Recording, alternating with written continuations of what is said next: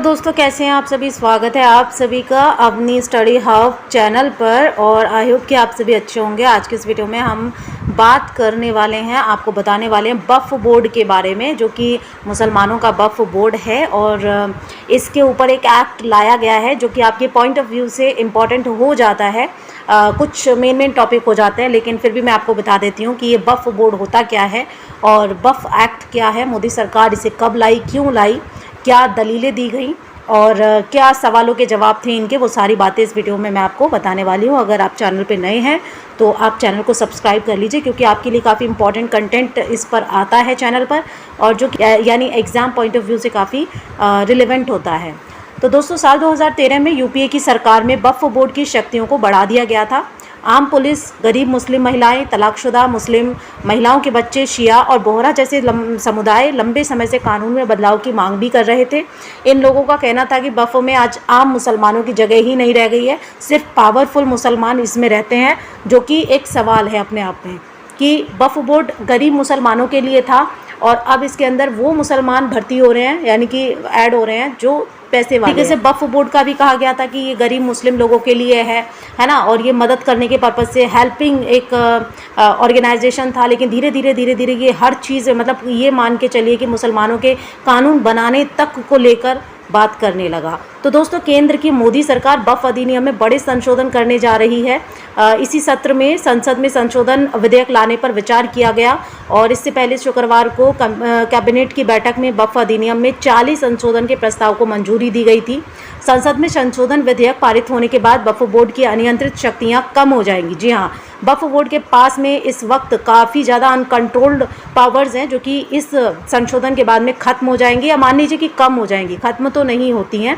Board किसी भी संपत्ति पर बिना सत्यापन आधिपत्य घोषित भी नहीं कर सकेगा। तो ऐसा अभी तक क्या हो रहा था कि वक्फ बोर्ड किसी भी ज़मीन पर हाथ रख देता था तो कहता था कि ये हमारी संपत्ति है, और इस तरीके से मुस्लिमों के वक्फ बोर्ड ने काफ़ी लोगों की ज़मीनों को हड़प लिया था। तो ये सारी चीज़ें कहीं ना कहीं समाज में एक विरोधाभास पैदा करती हैं कि एक ऑर्गेनाइजेशन जो कि ये कहता है कि हम गरीब मुसलमानों की मदद करते हैं, और वो मदद करने के नाम पे लोगों की ज़मीनें हड़पने में लगा हुआ है। तो अब यहाँ पे देखते हैं दोस्तों कि वक्फ एक्ट इसी वजह से लाया गया, और वक्फ बोर्ड के पास में कितनी ज़मीन है, सरकार का क्या प्लान है, विरोध में क्या दलीलें दी जा रही हैं, इन सारे सवालों के जवाब इस वीडियो में आपको मिल जाएंगे और आप काफ़ी अच्छे तरीके से अपने जो भी पॉइंट ऑफ व्यू एग्ज़ाम में आता है और आप अपने अच्छी तरीके से एग्ज़ाम पॉइंट ऑफ व्यू में इसको रिकवर कर पाएंगे। दोस्तों, यूपी सरकार, आपको पता है आपको बताते हैं दोस्तों कि वक्फ बोर्ड की ठीक है, वक्फ बोर्ड के तो दोस्तों अब आपको बता दें वक्फ बोर्ड के बारे में। तो अगर हम इसके इतिहास के बारे में बात करें तो पहला वक्फ अधिनियम 1954 में पारित किया गया था। पहला संशोधन 1995 में हुआ और फिर बाद में 2013 में दूसरी बार इसमें संशोधन हुआ। दुनिया के किसी भी देश में वक्फ बोर्ड के पास में इतनी शक्तियां नहीं हैं, यहाँ तक कि सऊदी या ओमान में भी ऐसा कोई कानून इनके पास में नहीं है, और ना ही ऐसा कोई कानून है कि उसके तहत वक्फ बोर्ड का निर्माण किया जाएगा। लेकिन ये सिर्फ और सिर्फ वक्फ बोर्ड भारत के अंदर ही है। एक बार दोस्तों जब कोई ज़मीन वक्फ बोर्ड के पास में चली जाती है तो उसे पलटा नहीं जा सकता। पावरफुल लोगों ने वक्फ बोर्ड पर अपना कब्जा कर लिया है। भारत में वक्फ संपत्ति दुनिया में सबसे ज़्यादा है और 200 करोड़ का भी राजस्व नहीं आ रहा है। यहाँ तक कि केंद्र सरकार, राज्य सरकार या अदालतें भी इसमें हस्तक्षेप नहीं कर पाती हैं। वक्फ बोर्ड पर नियंत्रण रखने वालों के अलावा अन्य लोग भी इस कानून के खिलाफ हैं। सच्चर कमेटी ने भी कहा था कि वक्फ बोर्ड में पारदर्शिता होनी चाहिए। वक्फ संपत्ति का उपयोग सिर्फ मुसलमान ही कर सकते हैं, ऐसा उन्होंने नहीं कहा था, बल्कि ऐसा कहा था कि जो वक्फ संपत्ति है वो उसको आप भले ही मुसलमानों की कमेटी वहाँ पे स्थापित की जाए, लेकिन आप गरीब लोगों की सहायता करने के लिए इसका जो इस्तेमाल है वो कीजिए। अब आते हैं कि मोदी सरकार क्या प्लान कर रही है इस वक्फ बोर्ड को लेके। शुक्रवार को कैबिनेट ने वक्फ अधिनियम में करीब 40 संशोधनों को मंजूरी दी थी। मोदी सरकार कैबिनेट में वक्फ बोर्ड की किसी भी संपत्ति को वक्फ संपत्ति बनाने की शक्तियों पर अंकुश लगाना चाहती है। इन संशोधनों का उद्देश्य किसी भी संपत्ति को वक्फ संपत्ति के रूप में नामित करने के वक्फ बोर्ड के अधिकार को प्रतिबंधित करना चाहती है। वक्फ बोर्ड द्वारा संपत्तियों पर किए गए दावों का अनिवार्य रूप से सत्यापन किया जाएगा। संशोधन विधेयक पारित होने के बाद वक्फ संपत्तियों के मैनेजमेंट और ट्रांसफर में बड़ा बदलाव आएगा। सूत्रों का कहना है दोस्तों कि कानून में संशोधन की वजहों का भी जिक्र किया गया है, जिसमें जस्टिस सच्चर आयोग और के रहमान खान की अध्यक्षता वाली संसद की संयुक्त कमेटी की सिफारिशों का हवाला दिया गया है। अब आते हैं दोस्तों कि कानून में बदलाव से होगा क्या। चूंकि मौजूदा कानून के मुताबिक राज्य और केंद्र सरकार वक्फ संपत्तियों में दखल नहीं दे सकती है। जी हाँ, अगर आपको नहीं पता है ऐसा, तो आज की इस वीडियो से आपको ये तो कंफर्म हो गया कि वक्फ के जो कानून है उसमें राज्य सरकार और केंद्र सरकार कोई भी दखल नहीं दे सकती। यानी ये लोग अपना अलग ही मुसलमानों का कानून चला रहे हैं, जिसे आप शरिया के नाम से जानते हैं। संशोधन के बाद वक्फ बोर्ड को अपनी संपत्ति जिला मजिस्ट्रेट के दफ्तर में रजिस्टर करानी होगी, ताकि संपत्ति का मूल्यांकन हो सकेगा, राजस्व की जांच की जाएगी और नए बिल में ये प्रावधान होगा कि सिर्फ मुस्लिम ही वक्फ संपत्ति बना सकते हैं। बोर्ड के स्ट्रक्चर में बदलाव किया जाएगा। यानी ये कहा गया है कि आप अगर वक्फ बोर्ड को ये आवश्यकता नहीं होगी कि वो हिंदुओं की भी ज़मीन खींच लेते थे या ईसाइयों पारसियों की ज़मीन खींच लेते थे या दलित समाज के लोगों की खींच लेते हैं। अब वो सिर्फ वक्फ में उन्हीं लोगों की ज़मीन शामिल करेंगे जो मुसलमान होंगे और जो अपनी खुशी से उनको ज़मीन दे रहे हैं। नए बिल में ये भी प्रावधान होगा कि सिर्फ मुस्लिम ही वक्फ संपत्ति बना सकते हैं। बोर्ड के स्ट्रक्चर में बदलाव किया जाएगा और इसमें महिलाओं की हिस्सेदारी भी सुनिश्चित की जाएगी। राज्यों में वक्फ बोर्ड में महिला सदस्य शामिल होंगी और प्रत्येक राज्य बोर्ड में 2 और केंद्रीय परिषद में 2 महिलाएं होंगी। अभी तक महिलाएं वक्फ बोर्ड और काउंसिल की सदस्य बिल्कुल भी नहीं थी। जिन जगहों पर वक्फ बोर्ड नहीं है वहाँ कोई ट्रिब्यूनल में जा सकता है, जो अब तक नहीं है। वक्फ बोर्ड की विवादित और पुरानी संपत्ति का नए सिरे से सत्यापन भी किया जाएगा। नया संशोधन उन संपत्तियों पर भी लागू होगा जिन पर वक्फ बोर्ड और या फिर किसी अन्य व्यक्ति ने दावे प्रतिवादे किए हैं। अगला है कि प्रस्तावित एक्ट के मुताबिक वक्फ बोर्ड द्वारा किए गए सभी दावों का अनिवार्य और पारदर्शी सत्यापन जरूरी होगा।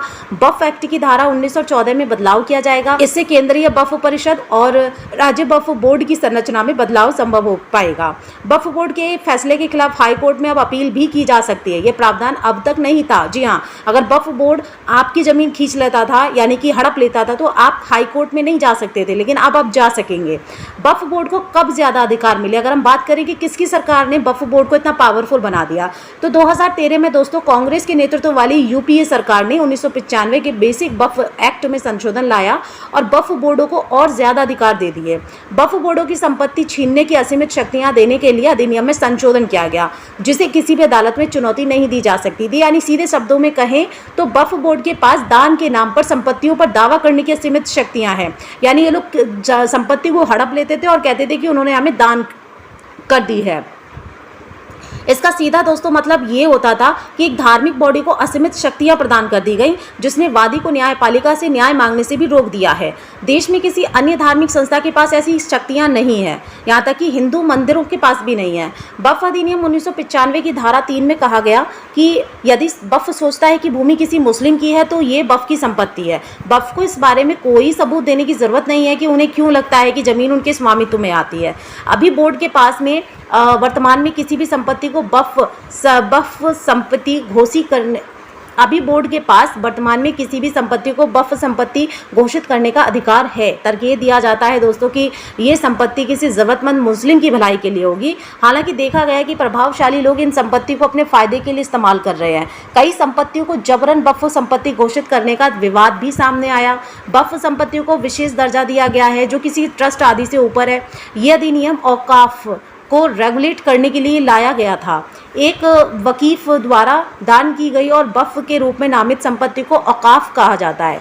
वकीफ उस व्यक्ति को कहते हैं जो मुस्लिम कानून द्वारा पवित्र धार्मिक या धर्मार्थ के रूप में मान्यता प्राप्त उद्देश्यों के लिए संपत्ति समर्पित कर देता है। अब जाइए कि अब जानते हैं दोस्तों कि क्या गड़बड़ियां सामने आ रही थी।